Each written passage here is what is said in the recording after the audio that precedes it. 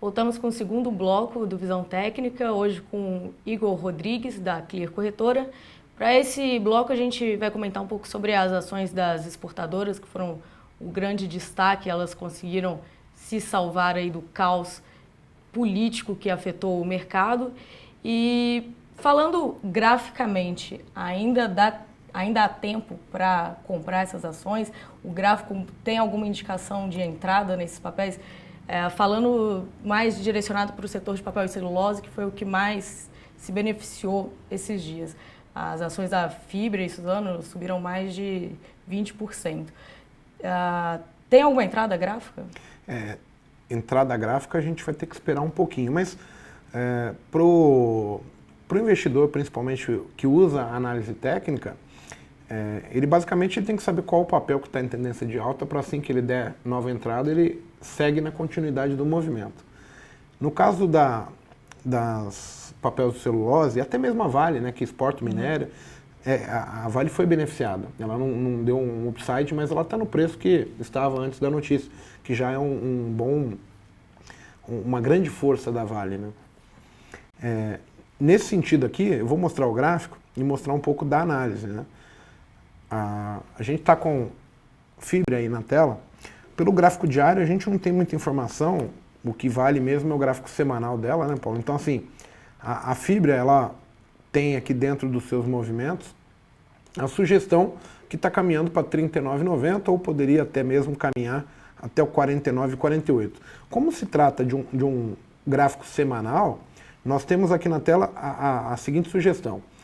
Você tem a direção, você tem alvo. Então assim, o investidor, sempre que o ativo corrigir e voltar a romper um topo de 60 minutos, por exemplo, ele sempre vai sugerir, baseado no alvo, que dá para entrar. Porque, por exemplo, está R$ 36,50 para 39, para 40, a gente tem cerca de R$ 3,50, que é 9, 10% ali de alta ainda a ser objetivado. Então ainda daria para arrumar gerenciamento de risco. O que a gente vai perceber aqui durante esse movimento aí?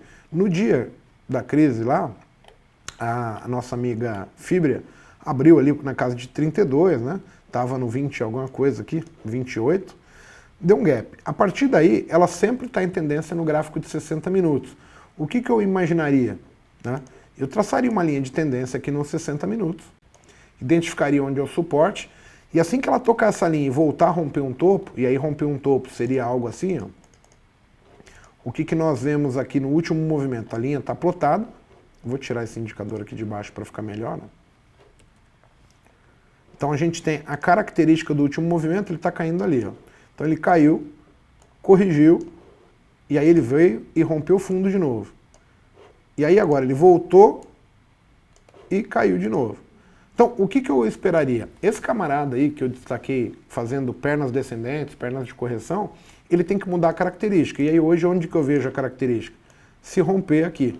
Então, neste exato momento, quando passar aqui, gera uma oportunidade de entrada para o investidor que acha que o dólar continua em alta, a Fibria aponta para seu rompimento de semanal, uma onda 3, sugere caminhar e tem alvo para 40 inicialmente. Então, basicamente, a gente teria ainda a sabedoria que o preço vai para 40, se rompeu 36,85 dá para entrar, e o meu stop fica no 36.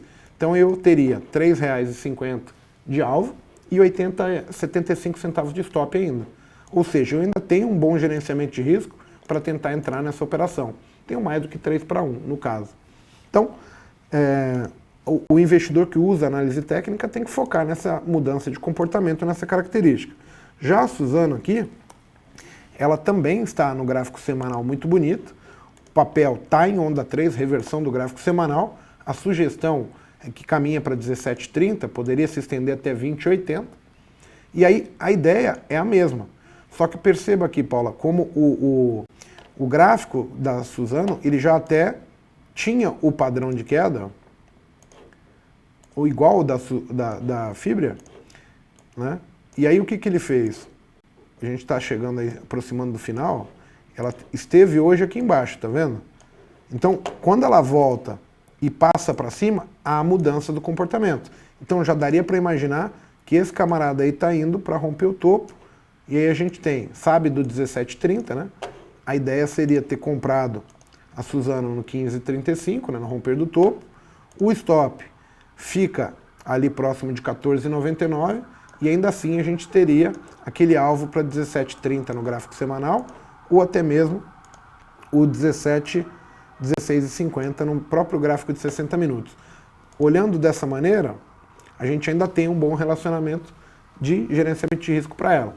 Então, papéis quando estão rompendo topos históricos, fazendo reversão em tempo grande, gráfico mensal, semanal, é normal eles não corrigirem, mostrarem extrema força. E aí o investidor que usa análise técnica, ele tem que descer o tempo gráfico e pegar as mudanças do comportamento do preço nos tempos menores, entendeu? E, bom, e essas duas também têm se beneficiado com o fluxo também. Né? Eu tomaria cuidado apenas para uma melhora do cenário. Aí, só que quando a gente fala isso, né, hoje qualquer coisa de ruim que aconteça com o nosso mercado é dólar para cima que vai continuar beneficiando, no caso, o papel celulose aqui, a fibra e a Suzano. Então, eu não consigo ver uma melhora de curto prazo para a gente. Então, eu não acredito que tenha uma notícia tão ruim que dê um gap, por exemplo, na fibra e na Suzano. Eu acho que o risco da fibra amanhecer com um gap muito forte de baixa é muito pequeno. Então, no caso de fibra, Suzano, eu acho que os stops seriam gráficos, ou seja, o preço caminharia e estoparia cotando, não pulando igual houve ali na abertura de quinta-feira passada, se eu não me engano.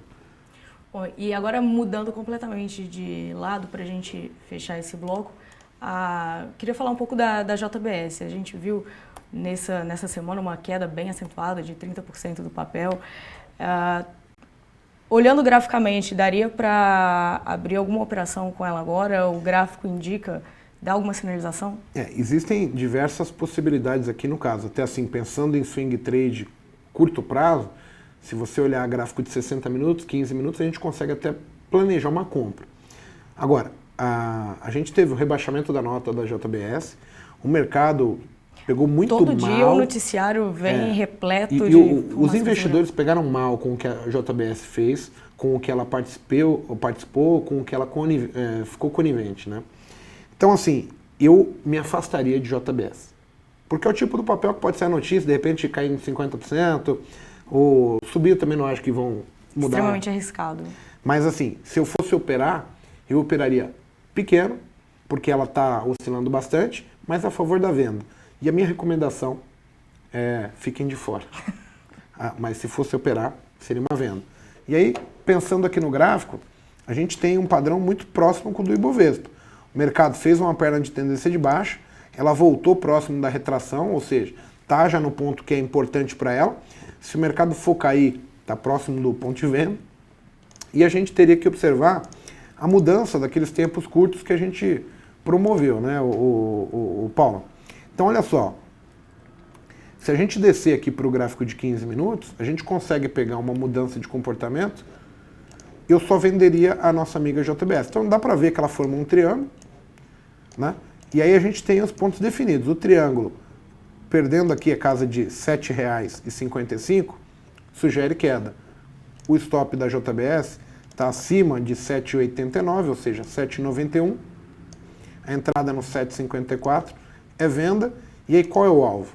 O alvo seria, pelo menos, testar o fundo de 60 minutos. Como ela fez uma puxada a 1, a gente vai imaginar que ela voltaria na 2. Então, a gente tem alvo aqui para 6,40 nela. Também é outra que encaixa no gerenciamento de risco. Se chegar no 6,40, de repente o mercado acentuar a queda, a gente poderia postar que o gráfico diário vem para romper o fundo.